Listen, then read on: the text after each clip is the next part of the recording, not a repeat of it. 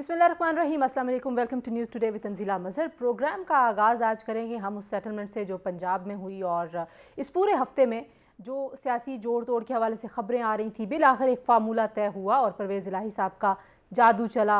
हुकूमत और अपोजिशन बहुत सारे ऐसे मामलात पर उनका इत्तफाक हो गया जहाँ पर लग रहा था बहुत लड़ाई होगी। दोनों जाने भी बहुत सारी गलत फहमियाँ थी। नून लीग के अंदर के हल्के कहते हैं उनको भी डर था कि उनके एमपीएस उनको छोड़ जाएंगे। पीटीआई को बहुत खदशा था कि शायद उनके जो नाराज़ लोग हैं, जो बुज़दार साहब की कारकर्दगी से खुश नहीं हैं, वो उनके नॉमिनेटेड लोगों को वोट नहीं करेंगे।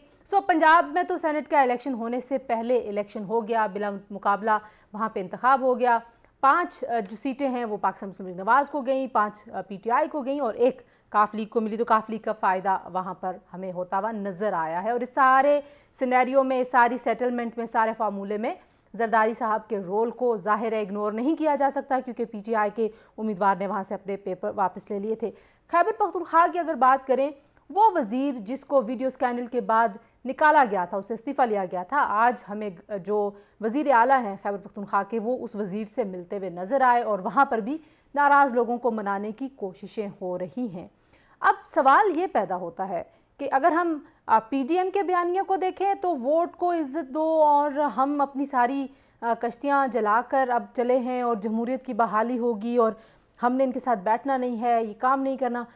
ऐसा तासुर भी मिलता है कि शायद आवाम का बहुत वक्त ज़ाय हुआ है और इस सेनेट इलेक्शन के ऊपर जितना क्यास था पूरे मुल्क में, सुप्रीम कोर्ट में भी मामला जा रहा है, इलेक्शन कमीशन कुछ कह रहा है, हुकूमत कुछ कह रही है, अपोजिशन कुछ कह रही है, कहीं पे ऑर्डिनेंस लाने का इशारा दिया जा रहा है, कहीं पे ऑर्डिनेंस जारी किया जा रहा है कि ये वाला ऑर्डिनेंस आ जाएगा। तो ये सारा जो मामला है, तरमीम होने का जो मामला है, ये क्यास अब लगता है कि थोड़ा सा थम जाएगा। ये खुशाइन बात है कि सियासी जमातें इकट्ठी हो जाएं, लेकिन अवामी मसाइल पे क्यों नहीं इकट्ठी होती? तो आज के प्रोग्राम में हम कुछ इस पर भी बात करने की कोशिश करेंगे। इलेक्शन कमीशन ने NA 75 में दोबारा इंतखाबात कराने का जो फ़ैसला किया है, उसको पाकिस्तान तहरीक इंसाफ, जो पहले कह रही थी कि हम हर फैसला मानेंगे, हमें कोई एतराज़ नहीं है, वो अब चैलेंज कर रहे हैं।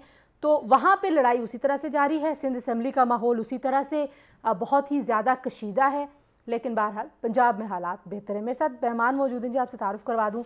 आफ्ताब जहांगीर साहब हमारे साथ मौजूद हैं, रहनुमा पाकिस्तान तहरीक इंसाफ के नेशनल असम्बली के मेंबर हैं। हमारे साथ मौजूद होंगे नवाब यूसुफ तालपुर साहब, पाकिस्तान पीपल्स पार्टी से आपका ताल्लुक़ है, सीनियर सियासतदान हैं, सीनियर मेंबर हैं। और हम बात करेंगे नौशीन इफ्तिखार साहिबा से, जो कि डस्का में पाकिस्तान मुस्लिम लीग नवाज़ की उम्मीदवार थी और जो ये दावा करती हैं कि ये इलेक्शन उनसे चोरी हुआ है और वो जीत चुकी थी और पीटीआई ने वहाँ पर धांधली करने की कोशिश की है। और सेनेटर पीर साबिर शाह साहब जो सीनियर सियासतदान है पाकिस्तान मुस्लिम लीग नवाज़ से, उनका ताल्लुक, उनसे भी हम बात करने की कोशिश करेंगे। आफ्ताब जहांगीर साहब, सबसे पहले तो आप लोगों ने परवेज़ इलाही को जो मैदान में उतारा, लगता ये कि उनका जादू चल गया पंजाब में। आपको लगता है कि इस तरह से जब इस तरह के मामलात के ऊपर सेटलमेंट्स हो जाती हैं और फिर वहाँ पे हम इसको जमहूरियत का हुस्न भी समझते हैं, लेकिन दूसरी जानिब जो सियासी बयानात और जिस तरीके से आप लोगों ने माहौल को इतना गर्म किया हुआ था, अब वो अवाम के मसाइल के ऊपर आप लोग इकट्ठे क्यों नहीं हो सकते? बहुत शुक्रिया तंजीला कि आपने मुझे अपने प्रोग्राम में मौका दिया। एक तो आपके उसमें बहुत शोर है, तो मैं सही तरीके से आप बात नहीं समझ पा रहा हूँ, लेकिन ये जहाँ तक समझता हूँ उसके मुताबिक आपको जवाब दे देता हूँ। देखिए, आपने एक बात कही और ये मैं समझता हूँ कि जमहूरी अंदाज तो यही है कि इलेक्शन होने चाहिए और उसमें जिसका जितना जुज़ बनता है, जितना उसका हिस्सा बनता है, जितने उसकी सीटें बनती हैं, वो उसको मिलनी चाहिए। लेकिन अगर उसके बावजूद जिस तरह के पंजाब के अंदर हुआ और अनअपोज़ आ गए सारे के सारे, तो इसका मतलब ये है कि जहाँ पर आपको ज़रूरत है, तो वहाँ पर तो आप ये सारी चीज़ें एक्सेप्ट कर लेते हैं और जहाँ पर आपको ज़रूरत नहीं है, आप चाहते हैं कि थोड़ा-सा इंतशार की सूरत-हाल बने या जहाँ पर आप समझते हैं कि सूरत-हाल थोड़ी-सी ऑकवर्ड है, तो वहाँ पर आप कहते हैं कि इलेक्शन भी हो, फिर जोड़-तोड़ भी हो।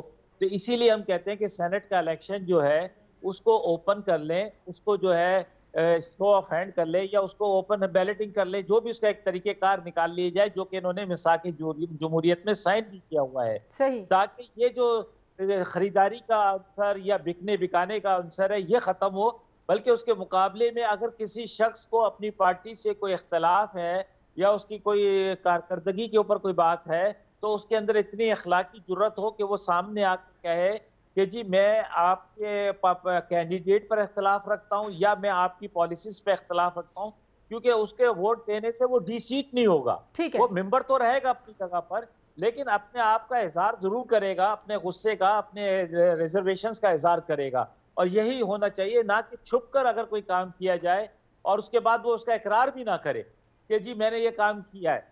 तो मैं ये समझता हूँ कि इसके लिए हमें जमहूरियत को बेहतर करने के लिए, और अब पाकिस्तान 73-74 साल के बाद इस सूरत हाल से निकले कि जहाँ पे लोगों की जानें जाएं, जैसे डस्का के अंदर हुई, 2 मासूम शहरी, चाहे वो वर्कर थे किसी भी पार्टी के, वो अपनी जानों से गए, कहीं जख्मी हुए। ठीक है। तो इतनी तशद्दुद वाली सियासत के बजाय असूलों की सियासत, मैनिफेस्टो की सियासत होनी चाहिए, और ताकि आपको इश्यूज के ऊपर सियासत हो और लोग खुशी खुशी अपने बच्चों को, अपने प्यारों को कहें कि आप इसके अंदर हिस्सेदार बने। ये एक हेल्थी एक्टिविटीज है अपने मुल्क और कौम के लिए, आप इसके अंदर अपना किरदार ठीक अदा हो गया। करें। मैं जरा सेनेटर पीर साबिर शाह साहब से बात कर लूं। आफ्ताब जहांगीर साहब, आप कह रहे हैं कि जमहूरियत का हुस्न है और ये जो पंजाब में सूरत हाल बनी है वो तो अच्छी है, केपी में हालात जो हैं वो काफ़ी ख़राब हैं, दोनों जानब से बहुत सारे दावे हैं, पीटीआई के अंदर नाराज़ लोग हैं और जाहिर है वो हमने परवेज़ खटक साहब के भाई के मामले में भी देखा। तो साबिर साहब, खैबर पख्तूनख्वा की पहले तो सूरत हाल हमें कुछ बताइए कि वहाँ पर भी कोई पंजाब जैसी बातचीत हो रही है, वहाँ पर भी कोई राब्ते हो रहे हैं अपोजिशन और हुकूमत के माबैन? देखिए जी, जहाँ खैबर पख्तूनख्वा और पंजाब के अंदर जिस संजीदगी का मुजाहरा किया गया है, ये लीडरशिप पे डिपेंड करता है। और मैं समझता हूँ कि पंजाब के अंदर जो चौधरी साहब हैं, स्पीकर साहब, उन्होंने सारी काविशें उनकी हैं और उनकी जो सियासी तजुर्बा है उन्होंने उससे काफ़ी कुछ सीखा है। अल्लाह करे कि खैबर पख्तूनख्वा में भी ऐसा हो, लेकिन मुझे नज़र नहीं आता कि वहाँ पे ऐसी कोई मैनेजमेंट हो सकती है, क्योंकि वहाँ पे डिफरेंसेस खुद पीटीआई के अंदर बहुत ज़्यादा हैं और मुझे लगता नहीं है कि वहाँ भी कोई इस किस्म की अंडरस्टैंडिंग जो है वो हो जाए। लेकिन अगर होता है तो बड़ी अच्छी बात होगी। आपको लगता है कि वहाँ पे जो परवेज़ खटक साहब के और उनके भाई के जो माबैन बहुत ज़्यादा इख्तलाफात सामने आए हैं, उसकी वजह से भी मसाइल का सामना है पीटीआई को? आज हमने देखा जो वज़ीर इन्होंने निकाला था करप्शन के चार्जेस के ऊपर, मुबैना तौर पर जो स्कैंडल सामने आया था वीडियो का, आज वज़ीर आला उनसे भी मिले हैं। तो आप इस सारी सूरत हाल को किस तरह से देखते हैं पीर साहब? देख रहे जी, यही तो एक बुनियादी मसला यही है कि हम छोटे छोटे मफादात के लिए सरेंडर कर जाते हैं और जो दावा हम करते हैं कि करप्शन के खिलाफ हमने और ट्रांसपेरेंसी की बात होती है, दूसरी तरफ वहाँ सेनेट के सीट जीतने के लिए हमें फिर उन्हीं लोगों के साथ कंप्रोमाइज करना पड़ता है। तो ये जो सूरत हाल है, और केपीके में तो जी हर दौर के अंदर वहाँ बड़े वसी पैमाने पे वोटों की जो है वो इन्वॉल्व होते हैं, पैसा इन्वॉल्व होता है और अक्सर देखने में आता है कि वहाँ की जो लीडरशिप होती है वो भी इस गंदे कारोबार में, इस गंदे काम में उनके हाथ भी रंगे होते हैं। तो मुझे नहीं लगता कि खैबर पख्तूनख्वा में इस किस्म की कोई अरेंजमेंट जो है वो मुमकिन हो सकेगी। ठीक हो गया। अच्छा, मैं वापस आपके पास आऊंगी पीर साहब। मैंने आपसे सेनेट इलेक्शन का जो अब हमें नज़र आ रहा है कि मामला थोड़ा सा सेटल और कुछ उस पर भी पूछूंगी, लेकिन आफ्ताब साहब, आप राय दे रहे थे अपनी, ये जो आपने वजीर निकाला और आज उनसे आपके वज़ीर आला मिल रहे थे, तो ये क्या मामला है? ये कौन सी अखलाकी इक़दार हैं कि अगर आपको एक नशिस्त अपनी महफूज करनी है तो जिसको आपने करप्शन पे निकाला है वापस उसी को आप गले लगा लें? अच्छा तंजीला, ईमानदाराना अंदाज तो ये है कि जिस आदमी के ऊपर कोई करप्शन का चार्ज हो और उसे आपने हटाया हो तो फिर आप उससे मुलाकात ना करें। लेकिन मैं अगर मेरी अपनी जाती राय है, क्या मुझे इल्म में नहीं है, आपके जरिए मुझे पता चल रहा है कि जी वजीर आला साहब मुलाकात की है, तो वो उन्हें बताना चाहिए कि वो मुलाकात उन्होंने क्यों की है और उनको क्यों जरूरत पेश आई है मुलाकात, जबकि आपने कुछ अर्से पहले उन पर ये एक इल्जाम लगा और उसके बाद उनको आपने हटाया था। तो ये इसमें तो मेरी कोई दो राय नहीं है, मैं अपनी राय पर कायम हूँ कि ये तरीक़ेकार सही नहीं है। दूसरी तरफ ये है कि अगर हम इलेक्शंस के अंदर दोबारा वही प्रैक्टिसेस दोहराई जाए कि जितने हमारी, मैं फिर बार बार ये बात कहूँगा कि कि अगर मुझ में कोई अखलाक की जरूरत है तो मुझे ये बताना चाहिए कि मैं अपनी पार्टी से किस बुनियाद पर हटकर वोट दे रहा हूँ, चाहे वो ऑपोजिशन वाला हमें दे या हमारा वाला ऑपोजिशन को दे, तो वो कोई वजह भी बताए और खुलकर बताए कि मैं इस वजह से दे रहा हूँ, उसमें पैसा इन्वॉल्व नहीं है, इसके अंदर कोई और चीजें इन्वॉल्व है, मेरी तरक्याती काम इन्वॉल्व है, मैं पार्टी के कैंडिडेट से मुत्तफिक नहीं हूँ और ये बहुत सारी मसाइल हैं जिसकी बुनियाद पर मैं वोट दे रहा हूँ, क्योंकि लोगों ने मुझे इसीलिए भेजा है कि वो उनके मसाइल को हल करना है, उनकी परेशानी को खत्म करना है, इसलिए नहीं भेजा है कि मैं अपने बैंक की तरफ तवज्जो दूं या मैं अपने है ताकि इतने पैसे इकट्ठा कर लूं कि फिर अगले इलेक्शन में मैं इलेक्शन में जा सकूं, इसलिए नहीं भेजा, भेजा है अपने मसाइल हल करने के लिए। तो ऐसे किसी किरदार, किसी ऐसे प्लेयर से बात करना इस वक्त मुनासिब नहीं है। अच्छा साबिर शाह साहब, मुझे ये भी बताइए कि पाकिस्तान तहरीके इंसाफ ने, इलेक्शन कमीशन ने जो फैसला किया है 75 में री इलेक्शंस का, उसको अब चैलेंज करने का उन्होंने ऐलान कर दिया है। आप देख रहे थे, पहले ये कह रहे थे जो फैसला होगा हम उसको मानेंगे, अब वो चैलेंज कर रहे हैं, और जो समाअत हुई है इलेक्शन कमीशन में इस सारे मामले के ऊपर वो भी बड़ी इंटरेस्टिंग है, अगर आपकी नज़र से यकीनन गुजरी होगी। तो पीटीआई आपके ख्याल में क्यों चैलेंज कर रही है? देखते हैं जी, सबसे पहली बात तो ये है कि इस इलेक्शन के अंदर मेरे ख्याल में हमारी तारीख में ऐसा इलेक्शन कम से कम मेरी जो 30-35 साल सियासत के अंदर मेरी जो जिंदगी गुजरी है उसमें हमने ये नहीं देखा जी, जिस अंदाज से ये इलेक्शन हुआ, जिस अंदाज से लोगों को भगाने की कोशिश की गई और फिर आरोप जो हैं उनको उठाया गया, ये तो बड़ा अजीब और गरीब है। और मेरे ख्याल में इस पे जो हमारी पीटीआई की हुकूमत है उनको तो चाहिए था कि जी री इलेक्शन करें ताकि ये जो दाग है इस दाग को धोया जा सके, लेकिन अब दोबारा इसको चैलेंज करने का मकसद ये है कि उन अनासर के साथ पीटीआई की हुकूमत खड़ी हो गई जिन्होंने इस इलेक्शन के अंदर एक ऐसा सियाह कारनामा से अंजाम दिया जिसपे पूरी जमहूरी कुव्वतें और पूरी जमहूरी तारीख जो है वो शर्म करती है। तो ऐसे लोगों के साथ मेरे ख्याल में और ऐसे इक़दामात और ऐसे किरदारों के साथ खड़ा होना जो है वो किसी तो भी मुनासिब नहीं है। हमें डिस्करेज करना चाहिए, चाहे वो मुस्लिम लीग के अंदर हो, चाहे पीटीआई के अंदर हो, चाहे पीपल्स पार्टी के अंदर हो। अगर ऐसी रवायात को हम जिंदा रखने की कोशिश करें, जो कि अभी जब चैलेंज करके ऐसी रवायात को जिंदा करने की कोशिश हो रही है, तो मैं समझता हूँ फिर सियासत ठीक हो गया।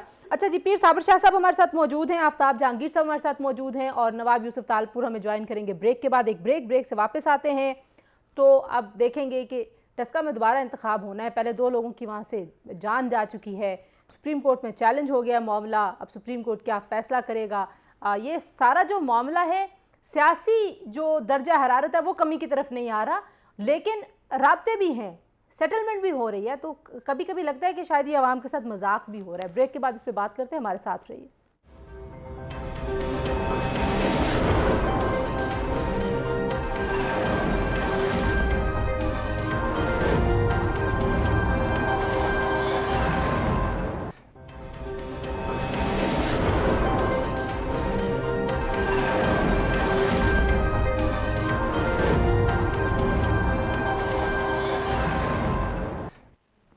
जी, प्रोग्राम में एक बार फिर आपको खुशामदीद कहते हैं और अब हमें ज्वाइन किया है नवाब यूसुफ तालपुर साहब ने ब्रेक से जब हम वापस आए, और हमारे साथ नौशीन इफ्तिखार साहिबा भी मौजूद हैं जो कि रहनुमा है मुस्लिम लीग नवाज़ की।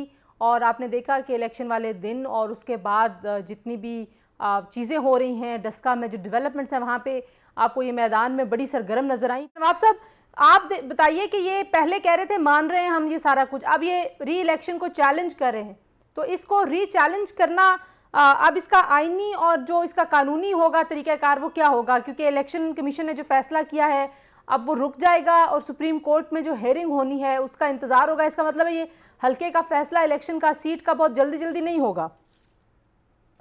नहीं, ये जहाँ तक आईनी या कानूनी चीज़ का ताल्लुक है वो तो definitely one has a right election commission की डिसीजन को चैलेंज कर सकते हैं, ठीक है, ये नहीं कि नहीं कर सकते।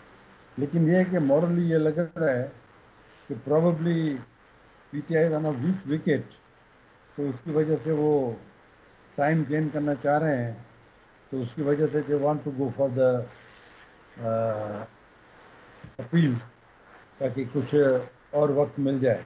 हालांकि वहाँ पर इलेक्शन कमिश्नर ने ये फैसला दिया है, तो ये एक किस्म का न्यूट्रल फैसला लग रहा है, क्योंकि वहाँ फायरिंग भी हुई है, वहाँ से 20-22 पोलिंग स्टेशन के डब्बे भी उठ गए हैं, वहाँ कोई इस किस्म की गाड़ियाँ भी नज़र आई हैं जिसमें वो डब्बे और जो प्रिजाइडिंग ऑफिसर्स हैं वो लिए गए हैं।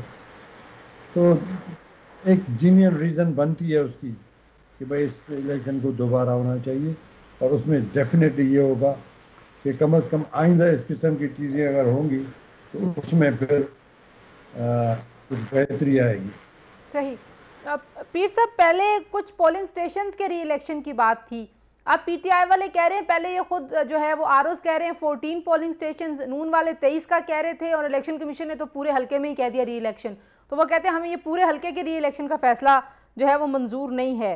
लेकिन जो बहस हुई है इलेक्शन कमीशन के सामने इस पूरे केस की, वहाँ पे बहुत सारी ऐसी चीज़ें सामने आती हैं जहाँ पे लगता है कि पंजाब हुकूमत और पाकिस्तान तहरीक-ए-इंसाफ के जो कैंडिडेट थे और उनके सपोर्टर्स थे वो काफ़ी वीक विकेट के ऊपर नज़र आ रहे थे।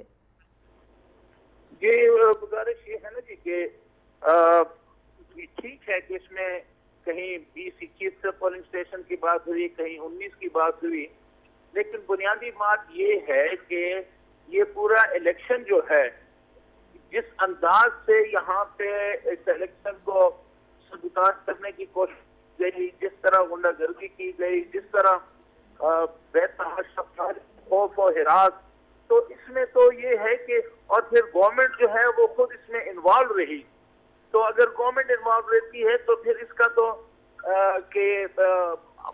ये बड़ा मुनासिब फैसला है कि ये एक्शन करेंगे, तो आने वाले दौर में इस किस्म के कोई भी हुकूमत जो है वो ये जरूरत नहीं करेगी कि जनाब ये इस तरह से जनाब ताकत का इस्तेमाल करके और लोगों को खौफ और हिरास और दहशत गर्दी पैदा करके और इलेक्शन को जीतने की कोशिश जो है, ये इसका दरवाजा बंद हो जाएगा और इस दरवाजे को बंद रखना चाहिए हमें। ठीक है, तो मेरे ख्याल में ये बड़ा अच्छा फैसला है इलेक्शन कमीशन का। सही। तो आफ्ताब साहब, हुकूमत सबसे ज़्यादा क्रेडिट लेती है करप्शन के खिलाफ हैं हम और धांधली के खिलाफ हैं, और इमरान खान साहब की जो सियासत का उरूज है वो धांधली के खिलाफ नैरेटिव के ऊपर बना है। अब जब धांधली के इल्ज़ामात हैं और री इलेक्शन एक ऐसा ऑप्शन है कि दूध का दूध पानी का पानी हो सकता है, तो फिर तहरीक इंसाफ अपने उस बयानिए से क्यों हट रही है, क्यों चैलेंज करना चाहती है? अच्छा तंजीला, देखें, एक तो कानूनी हक मौजूद है किसी भी शख्स को कि वो सुप्रीम कोर्ट से रजू कर ले या हाई कोर्ट से रजू कर ले कि अगर किसी फैसले पर उसको एतराज़ है। अच्छा देखिए, ये 300 तकरीबन 80 के करीब पोलिंग स्टेशंस थे और उसके अंदर हम कहते हैं 14, वो कहते हैं 20 हल्कों के अंदर ये प्रॉब्लम क्रिएट हुई है। अब ये उसकी तहकीकात होनी चाहिए कि उसके अंदर कौन लोग इन्वॉल्व थे, क्या था, और उनको बाकायदा सजा मिलनी चाहिए ताकि वो एक इबरतनाक हो कि भाई जो भी इन्वॉल्व है, चाहे वो हुकूमती नुमाइंदे इन्वॉल्व है, चाहे कोई बाहर का आदमी इसमें शामिल है, तो ये एक शफाफ तहकीकात होकर सब चीज़ें सामने आनी चाहिए। और अगर सुप्रीम कोर्ट ये समझती है, क्योंकि माजी में भी ऐसा होता रहा है कि जिन पोलिंग स्टेशन पर शिकायत मिलती थी उन पोलिंग स्टेशन के ऊपर री इलेक्शन हुआ करते थे, तो अगर वो उस प्रैक्टिस को देखा जाए, वरना फिर ये होगा एक प्रेसिडेंट सेट हो जाएगा कि कहीं पर भी कोई इलेक्शन हुआ और वहां पे 2-4 जगह पे कोई गड़बड़ हुई तो हर आदमी कहेगा कि जी री इलेक्शन करवाया जाए। और री इलेक्शन क्योंकि माजी में डस्का के अंदर हुआ था तो यहाँ भी होना चाहिए। तो लिहाजा बेहतर ये है कि ये तो सुप्रीम कोर्ट बेहतर फैसला करेगी, लेकिन मैं ये समझता हूँ कि जन पोलिंग स्टेशन के ऊपर शिकायतें आई हैं उसके ऊपर री पोलिंग होनी चाहिए, और उसके बाद लेकिन जो लोग इन्वॉल्व हैं उनकी थॉरली इन्वेस्टिगेशन होनी चाहिए उन प्रिजाइडिंग ऑफिसर्स के साथ, उन लोगों के साथ कि कौन लोग थे, क्या था, कि किसके ईमा पर ये सब कुछ हुआ है। तो ये सारी चीजें आवाम के सामने, लेकिन जब हुकूमत मान ही नहीं रही कि ऐसा कुछ हुआ है, तो इलेक्शन कमीशन ने भी जो भी इन्वेस्टिगेशन करनी है वो हुकूमती मशीनरी से करनी है, और पंजाब में पीटीआई की हुकूमत है। अच्छा तंजीला, ऐसे ही होता है कि अब लोग कभी भी, लेकिन जब तहकीकात हो रही है, जब सामने चीजें आएंगी तो सबको पता चल जाएगा। लेकिन मैं ये फिर ये कहता हूँ कि जी कि आप सुप्रीम कोर्ट को फैसला करने दें है, और ये भी आप क्रेडिट दें इस गवर्नमेंट को कि इस गवर्नमेंट के दौरान एक इदारे ने इंडिपेंडेंटली फैसला किया है, सही, वो फैसला आके चैलेंज हो रहा है नहीं हो रहा वो एक अलग बात है, लेकिन उसने एक फैसला किया है कि भाई ये यहाँ पे री इलेक्शन होना चाहिए। अच्छा जैसे ठीक है, कि माजी में ऐसा नहीं हुआ। अच्छा मैं जरा हमारा नौशीन से राब्ता जो है वो क्योंकि मुनक़ता हो गया, वो हमारे साथ थी ब्रेक में और वो कह रही थी कि ये आइन की और कानून की लड़ाई है, ये मेरे हल्के की या मेरी सीट की या पाकिस्तान मुस्लिम लीग नवाज़ की एक सीट की लड़ाई नहीं है। तो हम कोशिश करेंगे कि दोबारा भी हम उनसे बात करें। हमारे साथ मौजूद है नसरुल्लाह मलिक साहब जो कि सीनियर सहाफ़ी और तजियाकार हैं। तो लाहौर में नसरुल्लाह साहब, सबसे पहले तो शुक्रिया प्रोग्राम में ज्वाइन इन करने के लिए। हमारे साथ PTI से आफ्ताब जहांगीर साहब और पीपल्स पार्टी से नवाब यूसुफ तालपुर साहब और नून लीग से सेनेटर पीर साबिर शाह साहब मौजूद हैं। ये पंजाब में कैसे जादू चला लिया परवेज़ इलाही साहब ने? कुछ लोग इसको सौदेबाजी कहते हैं, कुछ लोग इसको जो है वो कहते हैं कि ये एडजस्टमेंट है, कुछ लोग कहते हैं ये फार्मूला है। आपके ख्याल में क्या हुआ? शुक्रिया तंजीला। देखिए, बुनियादी बात ये है कि हमारे यहाँ सियासत में बाज़ लोग बड़ा इंतहा पसंदाना रवैया अख्तियार कर जाते हैं तजिया करते हुए। वो समझते हैं कि शायद पाकिस्तान की जो सियासत है उसमें कुछ चीज़ें हरफ आखिर की तरह होती हैं। यहाँ हरफ आखिर कुछ होता नहीं है। इसलिए आपको पता है किस तरीके से चौधरी बिरादरान के पहले से राब्ते जरदारी साहब के साथ मौजूद हैं। अगरचे वो हिस्सा हैं इस वक्त हुकूमत का, हुकूमत के इत्तेहादी हैं, लेकिन उनके राब्ते जरदारी साहब से भी और मुस्लिम लीग नवाज से भी आपको याद होगा कुछ खबरें पिछले दिनों बड़ी गर्दिश कर रही थी कि हमजा शहबाज के हवाले से भी उनकी कुछ बातचीत थी। और फिर जब चौधरी साहब बीमार थे तब भी नून लीग का वफ्द गया था। और जी और प्रोडक्शन ऑर्डर्स की जब बात हुई थी तो प्राइम मिनिस्टर नहीं चाहते थे कि हमजा शहबाज असेंबली में आए। तब भी परवेज इलाही साहब का मौक़िफ़ बड़ा मुख्तलिफ था और वो चाहते थे कि वो प्रोडक्शन ऑर्डर वो जारी करते थे और जारी होते रहे। इसलिए मैं समझता हूँ कि ये कोई फार्मूला या बातचीत ये हमेशा चलती रहती है और कहीं बंद दरवाजे नहीं हुए सियासत के अंदर। इसलिए चौधरी साहब की ख्वाहिश थी और बाकी जमातें भी चाहती थी कि किसी तरीके से कोई ऐसा फार्मूला हो जाए जिसमें ये इंतखाब जो है इस पर कोई आपस में कोई ऐसी क्रैश की सूरत हाल ना हो। तो इसमें ऑलमोस्ट सारे ऑन बोर्ड थे, आप किसी को इसमें से निकाल नहीं सकते किसी भी सियासी जमात को। हाँ, टीवी चैनल्स पे बैठ के आपको जरूर किसी का बड़ा एग्रेशन जो है वो तजिया नजर आएगा, लेकिन ये सारी चीजें आप सियासत में देखती हैं और रोज बरोज होती हैं। अभी जिसकी बात आप कर रहे थे डस्का की, ये वही PTI है जो कहा करती थी कि अगर कोई भी कह दे तो हम दोबारा इलेक्शन करवाने को तैयार हैं। और ये अब उन्हीं अफसरान के दिफा के लिए और उसी इलेक्शन कमीशन के फैसले को जिसके बारे में PTI का मौक़िफ़ रहा कि ये आज़ाद होना चाहिए, खुद मुख्तार होना चाहिए और जो इलेक्शन कमीशन फैसले करे उनको कबूल किया जाना चाहिए, लेकिन अब उन्हीं फैसलों को चैलेंज करेगी। तो मैं समझता हूँ हमारे यहाँ सियासत ऐसे 2-2-4 की सियासत होती नहीं है। आप लाहौर में बैठे हुए नसरुल्लाह साहब, चीफ सेक्रेटरी को और IG को ज़ाती हैसियत में इलेक्शन कमीशन ने बुलाया भी है, तो आपको लगता है कि पंजाब हुकूमत जो है वो ये सारी चीज़ें फेस करने के लिए और इन्वेस्टिगेशन जो इलेक्शन कमीशन करना चाहता है उसमें वो फैसिलिटेट करने के लिए तैयार हैं? मेरे ख्याल में ये कोशिश करेंगे कि इन्हें सुप्रीम कोर्ट, इन्हें हाई कोर्ट से ये रिलीफ मिल जाए कोई, और उसके लिए यही कोशिशें अभी वज़ीर आज़म इसकी मंजूरी भी दी है। अली ज़फ़र साहब जो सेनेटर हैं इनके बाहर कानून दिया, उन्होंने इनको तजवीज़ भी ये किया है किसी तरीके से इस फैसले को रुकवाया जाए। बुनियादी तौर पर जिम्मेदारी पंजाब हुकूमत की थी। डस्का में जो कुछ हुआ उसकी जिम्मेदार पंजाब हुकूमत है। अगर वहाँ पे पुलिस ने मुदाखलत की, अगर पुलिस ने फायरिंग की है, अगर पुलिस फायरिंग करने वालों को नहीं रोक सकी, उस सारा दिन अगर डस्का में फायरिंग की आवाजें लोग सुनते रहे हैं, मोटरसाइकिल सवार आके फायरिंग करके जाते रहे हैं, तो ये हुकूमत की जिम्मेदारी है। ठीक है, आप हमारे साथ ही रहिए नसरुल्लाह साहब। मैंने नवाब साहब आपसे भी यही बात पूछनी है कि अब जो है वो हम सीट एडजस्टमेंट और वो सारी चीज़ें, उसमें जरदारी साहब का भी बहुत ज़्यादा नाम आ रहा है और लोग इसको खुशाइन कह रहे हैं और कुछ लोग इससे खुश नहीं हैं। वो कहते हैं कि जो लड़ाई हो रही है ये अमली तौर पे भी लड़ाई ही रहनी चाहिए। ब्रेक के बाद इस पे मैं आपसे सवाल करूंगी। ब्रेक ले लीजिए, हमारे साथ रहिए।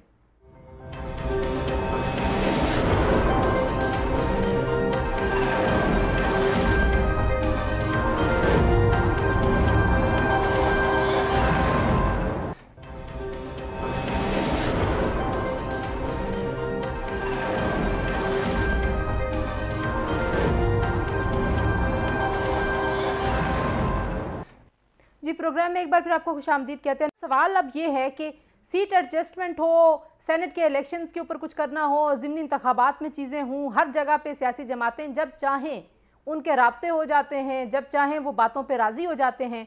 तो ये जो अवामी मसाइल हैं जिसके ऊपर हर हुकूमत आके कहती है कि हम कौमी पॉलिसियाँ बनाएंगे, सारी जमातों को साथ लेके चलेंगे, उन मसलों के ऊपर ये साथ क्यों नहीं बैठते? मैं ये समझता हूँ कि पंजाब के फार्मूले को ले जाकर कौमी असम्बली के अंदर भी इसी तरह आपस में मुफाहमत के साथ अवामी मसाइल के ऊपर अच्छी कानून साजी करें, उनके मसाइल को डिस्कस करें और लोगों के लिए आसानियाँ पैदा करें। तो ये मेरा तो पहले से इस बात का दायी हूँ कि जिसका जितना हजम बनता है उसके मुताबिक सेनेट में उसको उतनी सीटें मिलनी चाहिए, ना कि हम ये जोड़ तोड़ की सियासत और ये गलत किस्म की चीज़ों को इन्वॉल्व करके एक अपनी अच्छी सियासत को, एक बेहतरीन जमहूरियत को गंदा करें।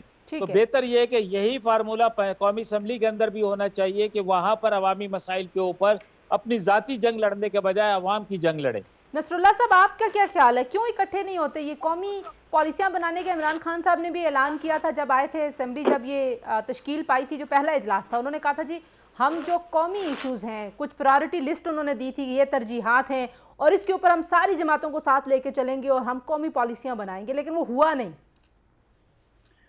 देखिए, ये बड़ा मुश्किल सवाल है कि ये सियासी जमातें इकट्ठी क्यों नहीं होती। बुनियादी मसला ये है कि सियासी जमातों के अपने अपने मफादात हैं। फिर पाकिस्तान में सियासत मफादात पर मबनी ज्यादा होती है। कुछ लोग यकीनी बाद आफ्ताब जैसे लोग हैं जो ये बात जरूर कहते हैं, लेकिन आप सोचिए जब से ये हुकूमत आई है, इस हुकूमत ने अपोजिशन से कब बातचीत करने की कोशिश की है? यानी आप उस दिन से पहले रोज से ही आप इनसे अपोजिशन से लड़ना चाहते हैं।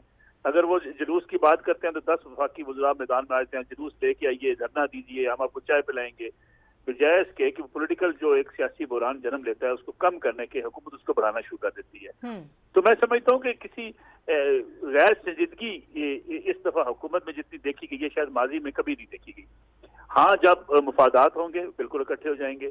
अब आज देखिए, एक जो तहकीकाती कमेटी है हुकूमत की, वो उन सेनेटर्स को बुला रही है कि जो मुंतखब हुए थे पीपल्स पार्टी से या मुख्तलिफ जमातों से, जी कि आपके वोट कम थे लेकिन आप मुंतखब कैसे हो गए थे।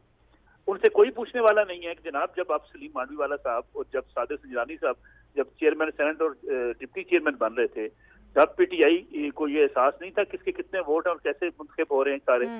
इस इतनी मुनाफिकत की सियासत और इतनी अपने असूलों से इनराफ की सियासत मेरे ख्याल में शायद ही माजी में जरूर हुआ है। माजी में बड़े लोगों ने यू टर्न भी लिए, लोगों ने बड़े अपने मौक़िफ़ भी बड़े बदले, लेकिन जितने इन 2.5 सालों में बदले गए हैं मेरे ख्याल में पाकिस्तान की पूरी सियासी तारीख में कभी नहीं हुआ। सही। जो बात ये हुकूमत कहती है, बलदियाती निज़ाम की मिसाल ले लीजिए, ये कहा करते थे बलदियाती इदारों का काम होता है मुल्क के अंदर डेवलपमेंट करना। आप तसव्वुर कीजिए, पंजाब के अंदर बलदियाती इदारे जो मुंतखब हो चुके थे, इस हुकूमत ने एक्टिव ऑर्डर के जरिए मुअत्तल कर दिया। यानी आपने बलदियाती इदारे खत्म कर दिए, नीचे नालियां गलियां जो शहरों की सूरत हाल है सफाई की वो बयान नहीं की जा सकती, लेकिन मजाल है जरा सी शर्म आती हो, लेकिन उसमें भी ढीठ बन के कह देंगे कि नहीं जी हम बलदियाती इंतखाबात करवाएंगे। इसलिए मैं समझता हूँ कि हमारे यहाँ सियासत जो है वो मफादात की सियासत है। सही, वो मफादात की सियासत होती है। नवाब साहब, मैं पूछ रही थी कि पाकिस्तान में कौमी जो मसाइल हैं, जो अवामी मसाइल हैं, उसके ऊपर सियासी जमातें इकट्ठी क्यों नहीं हो सकती? ये जब आपके पास हुकूमत ऐसी हो कि prime minister of Pakistan leader of opposition से हाथ मिलाने के लिए भी तैयार न हो, और जब कोई मेजर इश्यूज के ऊपर जब आप मिल के बैठते हो स्पीकर के कमरे में, तो वहाँ प्राइम मिनिस्टर आए और प्राइम मिनिस्टर जिसमें तमाम जमातों के लीडर्स हों, प्राइम मिनिस्टर आए वहाँ पर और अपनी बात करके चला जाए, तो ये संजीदगी जो नहीं होती, जब तक ये संजीदगी प्राइम मिनिस्टर में नहीं आएगी तब तक बात नहीं हो सकती। दूसरी बात मैं समझता हूँ बहैसियत सियासी वर्कर की कि हर मसले का हल जो है वो गुफ्तगू में है। सही। और अगर हम जमहूरियत की बात करते हैं, डेमोक्रेसी की बात करते हैं, तो उसमें जो भी इश्यूज आ रहे हैं हमें रिजॉल्व करने चाहिए through dialogue, not by any other means. लेकिन यहाँ पर अफसोस से कहना पड़ रहा है कि हमारा लीडर ऑफ अपोजिशन भी जेल के अंदर, हमारा साबिक leader of opposition Khurshid Shah वो भी जेल में। इस किस्म की जब बातें होती हैं तो फिर उस किस्म की इन बातों में वो चीज़ नहीं रहती। ठीक है। अच्छा, जो आखिरी मेरा सवाल है वो नसरुल्लाह साहब आपसे एक कमेंट में चाह रही हूँ, आपको लगता है कि अब ये आईनी तरमीम जो ओपन बैलेट की करना चाह रहे हैं या ऑर्डिनेंस लाना चाह रहे थे जल्दबाजी में हुकूमत, वो मामला पंजाब की सेटलमेंट के बाद थोड़ा सा डिले हो सकता है और बाद में आराम से बैठ के उस पर बातचीत करेंगे?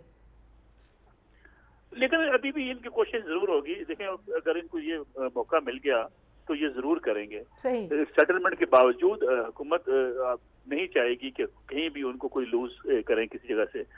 अब उसके लिए उनकी पूरी कोशिश है। उसी कोशिश में उन्होंने जो है ओपन बैलेट की तरफ गए थे। लेकिन अब देखना यह है कि क्या हुकूमत अब इस्लामाबाद की जो सीट है उस पर जिस तरीके से अब हुकूमत की या अपोजिशन की जो दौड़ लगी हुई है उसमें भी बड़ा हुकूमत के लिए बड़ा चैलेंज है। कुछ लोग नाराज हैं, उनको राजी करने की कोशिश की जाएगी। और ये भी कोशिश की जा रही है जो इस वक्त बात करते हैं कि हॉर्स ट्रेडिंग ना हो, वोट खरीदे ना जाएं। पंजाब में अंदर आप देखें ना, सबसे पहले तो एमपीएस को बुला के सीएम साहब ने मिलना शुरू किया था अपोजिशन पार्टियों को कि आप हमारे साथ आ जाएं, डेवलपमेंट फंड भी देंगे, आप सेनेट में हमें सपोर्ट करें। तो ये मेरा नहीं ख्याल ये कहीं रवायत ये टूटेगी, ये चलती ऐसे रहेगी। जी, ठीक हो गया। होगी अगर कहीं। नसरुल्लाह साहब, आपका बहुत शुक्रिया। तजादात जो हैं वो कोलोफेल के हैं। नवाब यूसुफ तालपुर साहब, आफ्ताब जहांगीर साहब, सेनेटर पीर साबर शाह साहब, आप सबका बहुत शुक्रिया। आज से प्रोग्राम के लिए इतना ही। हमारी कुछ टेक्निकल वजूहात की वजह से ऑडियो का मसला रहा, उसके लिए हम अपने नाजरीन से माजरत ख्वाह हैं। इंशाल्लाह कल मुलाकात होगी जी। अपना बहुत सारा ख्याल रखिए। अल्लाह हाफिज़।